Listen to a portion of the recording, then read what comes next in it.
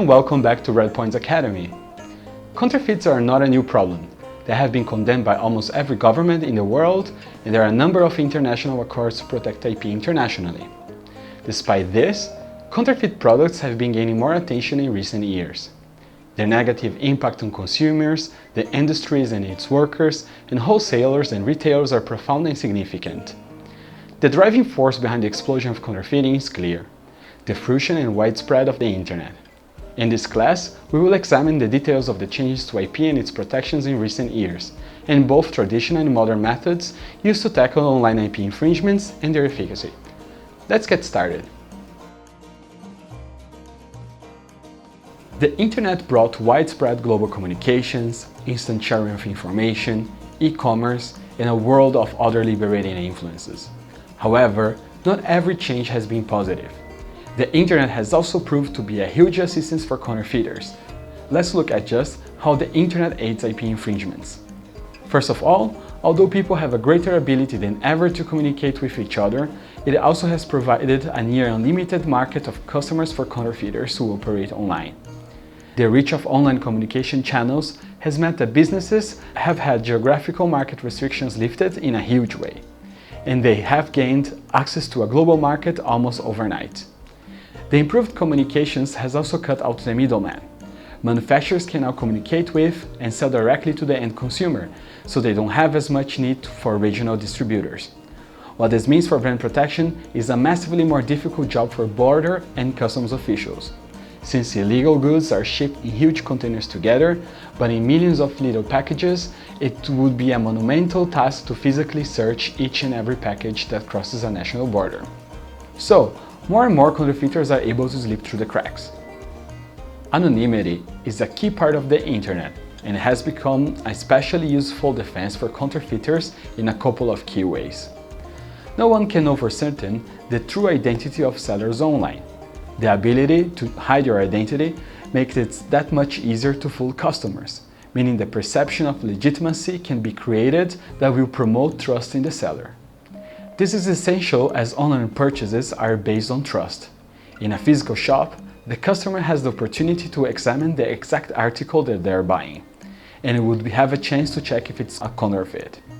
However, online, the customer has to trust the vendor to sell legitimate goods. They have to trust that the image used to display the product is really representative of what they will receive, and not just an image taken from a legitimate site. This is especially problematic on certain online marketplaces where a number of sellers offering the same product all share the same listing on the platform. Counterfeits and legitimate products are all bundled together, shielded from deeper inspection by using their anonymity. Websites are also fantastic tools for counterfeiters, because a new site can be created in a matter of seconds. There is no need to find a new physical store to rent and sell from, nor a different neighborhood for street sellers. If a website is taken down, it's not challenged to set it back up in a different URL and to continue selling. Furthermore, tools like VPNs or virtual private networks allow Internet users to hide their physical location, and they provide an extra level of defense for online IP infringers of all types. Combined with issues of anonymity, this basically becomes a game of whack-a-mole. An unlawful site is created, lawyers eventually demand the site to be taken down, and so the site pops up at another address. There's often no real permanent punishment or deterrent against the owners of fraudulent sites, so there's no motivation for them to stop what they are doing. The big takeaway from this is that the Internet is a difficult place to enforce rules, or really even a normal social behavior. Anyone who has read YouTube comments will know exactly what I mean by that. And IP laws are no different. The Internet can seem like a new Wild West at times, and a place of disorder and sometimes even chaos. Let's examine how well the traditional methods of brand protection cope with this new series of problems. Since we'll be talking about this in a greater depth later on, I will take this part brief for now. There are a number of key players in the traditional method. Lawmakers write up the new laws to ensure that IP infringements are illegal, even in ways that are very modern, like when databases were granted copyright protections in Europe in 1996.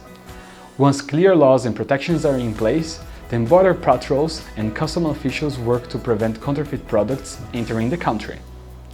Once counterfeits are in a country and are being sold, then it's up to the police to find those people selling counterfeits and breaking IP laws in other ways, and to bring them to justice.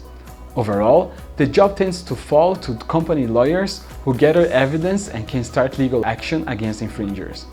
So, how well is this method been working? In short, it's been difficult for traditional brand protection staff to cope with the changes. The sheer volume of infringements being found online is incredible. A legal team tasked with fighting this ocean of infringements is doing work that is necessary to protect the brand of the company they work for, but it's very slow and very expensive. It's also not using the wisdom and abilities of lawyers to the full extent. Instead of trudging through an unending list of individual infringing cases, lawyers are better utilized in key battles against repeat offenders and those atop the industry hierarchy, and also in investigations into the supply chain of mass counterfeit production. Trying to scale up the size of customs agencies so they can tackle all these individual packages being shipped to the end customer isn't exactly feasible either. It would simply be too expensive for governments to employ the army of staff required to police every small package.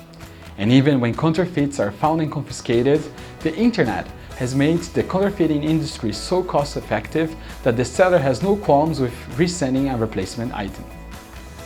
Removal of offending websites hasn't really worked well either. The Pirate Bay is a clear example of this.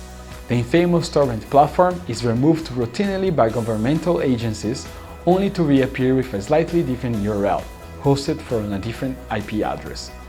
Sites like this are like a hydra. When it loses a head, another simply regrows in its place and the beast continues to live. Let's look at another issue with this method. We've seen the globalization of communications and commerce. Any two people with an internet connection are now able to communicate with each other. And of course, they are able to sell things to each other. But law and law enforcement have not quite caught up with the pace and scale of issues that e-commerce has brought. Sovereign nations all have their own laws, and this can cause trouble with international businesses' dealings and regulations. Protections for IP might work well within a country, but these protections often don't travel across borders. So if a foreign company is infringing on your IP, your lawyers might be powerless if the interpretation of IP rights in those two countries are not in sync, so to speak. So, I think we have clearly outlined the faults of using traditional brand protection methods, lawyers, and law enforcement against this new breed of problem. It is ineffective to fight today's technological problems with yesterday's strategies. Litigation, policing, and other established practices certainly have their place in the modern brand protection strategy. And while most modern governments do their best to provide law and order, this is an issue which is simply too vast for governments to realistically be able to solve alone. Using an old method alone to combat a new problem like this is not a viable solution. A new approach is needed to confront online counterfeiting, one which combines these traditional methods with the capabilities of a modern technological solution. We've looked at the internet and the problems it brings for people in our situation. So let's review what the ideal solution would look like. We have identified 6 key attributes that would create a near-perfect protection for the modern brand. Number 1. Speed. We have seen the pace at which things change and adapt on the internet. And so, any worthwhile solution will need to be able to keep pace with those changes. If counterfeiters are able to adapt fast enough that the solution becomes redundant, then it's not going to be a solution for very long. Number 2. Scale. Online counterfeiting is an enormous venture. There are huge online marketplaces that have become completely inundated with counterfeit products, and other online sites and platforms that offer near unending catalogs of pirated content. Clearly, employing a lawyer to comb through the entire internet is not a viable solution, so the ideal solution must be able to process vast amounts of data. Number 3. Accuracy. Any solution that ends up punishing legitimate businesses must not be implemented. The solution has to be carefully measured so that only illegal IP infringing products and sellers are removed. A process which doesn't comply with this would be unjust, unethical, and could also bring legal trouble back against the companies that implements it. Number 4. Cost-effectiveness. A big issue we discussed in this class is that using lawyers to do this work can end up extremely costly. After all, a main reason for fighting counterfeiters is to improve the company's profits. A system that costs as much money as it saves has no use. Number 5. Optimize the legal team. Lawyers provide an invaluable service to companies as they offer a deep understanding of law generally unattainable by those uneducated in law. So this ideal brand protection system should free up the lawyers from mundane, monotonous tasks and allow them to work to the best of their abilities. Number 6. International law. Referring to the issue of globalized markets and non-globalized law, a modern brand protection system, in spite of cross-border legal complications, it should ideally be effective enough that stubborn and incompatible difficulties in international law do not prevent the system from functioning. Who are the key players? Earlier, we took a quick look at the important people in the traditional method, so let's look at the most vital entities in the modern, tech-led method of fighting IP infringers online. First, the online marketplaces have a level of responsibility of ensuring that items sold in the platforms are authentic and, more importantly, legal. The problem here, though, is that the products listed on there are almost innumerable. These marketplaces have become gargantuan, and it's simply unrealistic for them to check every item that gets listed. Next, the Internet Service Providers, or ISPs, play a huge role. The primary job in this fight is to deal with websites who get caught acting illegally and who refuse to respond to DMCA requests by shutting down their websites. The third major player is brand protection services, like us at Redpoints.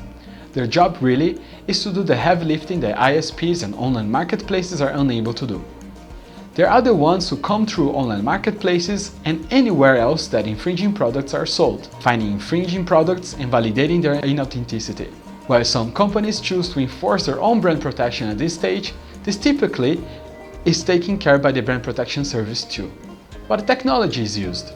The current technology used in modern online counterfeiting solutions comes under 3 categories: keyword monitoring, image recognition, and machine learning. Keyword monitoring.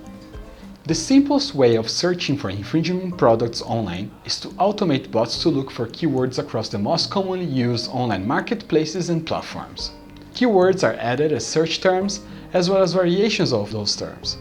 For example, if Manchester United's football jerseys are being protected by a service, it's not enough to protect only the exact wording, since counterfeiters change how they list their products in a way to avoid detection. So the search terms must continuously adapt as their counterfeiters do. In this example, Manchester Example FC, t-shirts, sports top, and even Devil Soccer shirt could be ultimately added as terms to monitor. So once listings using suspicious texts are found, what's the next step? Image recognition. While image recognition software isn't a cutting edge as it was a few years ago, it remains a vital part of the brand protection process. The way in which the software is trained to recognize images is what is really important. Once potentially infringing products are found online, the image can be read by software to determine if it's copying a patented design or using another brand's trademarks. Its key use is finding replica items rather than counterfeits. To give a quick summary of the two, a replica is basically a copy of an existing product's design, but they are careful not to use trademarks or any other identifying marks which could infringe on IP. A counterfeit, on the other hand, is a product which distinctly tries to fool the customer into thinking it's from a legitimate source by copying the logo, the packaging, the design, or anything else they can use to defraud buyers. So, counterfeits are more easily detected in the keyword monitoring stage since they tend to list under official trademark names. But replicas, since they copy a design but not trademarks, are much harder to detect this way, so the image used on the listing has to be analyzed instead of the text. Machine learning. Machine learning is an important aspect to all these systems. In short, it's a program's ability to identify patterns in data and to incorporate what it learns into the way it works in the future. It's the program's way of improving itself over time and keeping up to date with what counterfeiters are doing. The process works like this. An infringement is found online by using the base keywords. If we continue our example from before, maybe the listing is caught because it has soccer shirt in the title. But this listing also has devils in the title. So this change is sent to be reviewed by human staff, And when the review deems that terms is tied to Manchester United FC shirt, then Davos would be added to the general list of search terms. There are more ways that these systems can learn continuously, such as the way listing images are manipulated. Of course, none of those processes are perfect, or counterfeits would already be a thing of the past. So for the final segment of this class, let's look at the limitations of this modern technological process. Keyword monitoring is very useful when used to find counterfeits, since it can track these changes over time and learn from it. But when we arrive at copyright enforcement, especially with movies, it becomes less powerful. A person looking for Yeezy shoes could also Google Kanye West shoes or hip-hop footwear. But a person looking to illegally obtain a film, Coco for example, would only search the title of the film. It's unlikely they would search Mexican Pixar Stream or torrent Disney Skeleton film. There is no use for this technology here. Image recognition, again, is very useful when utilized correctly. Finding the text Adidas in an image is not a difficult task with today's image recognition software. However, Adidas' logo, the 3 bars, is such a simple design that it creates a huge amount of false positives. So, until the software is refined much further, this process requires a lot of manpower and cannot be fully automated yet. These technologies often require additional technologies to support them. The processing power needed to keep these systems running is far greater than most companies can provide for themselves. One elegant solution is cooperation with the platforms themselves. Since Amazon is such a large company, providing this processing power is something that they have the capacity to offer. So we work in tandem with them and with other marketplaces to power the technology needed to fight counterfeiting. And finally, constantly scanning online marketplaces creates a database of information so vast that simple databasing software won't suffice. Huge data needs a huge database with advanced architecture. A 100x100 spreadsheet works perfectly fine for most uses, but when these databases become this colossal in size, then advanced functions need to be used. Otherwise, agents working with this data spend half of their day waiting for search results to arrive. It's clear then that none of this is really a cure-all for this huge illegal industry. Everything must work in tandem. A good recipe doesn't just use one ingredient, but nor does it require everything you have in the fridge to be thrown in a pot together.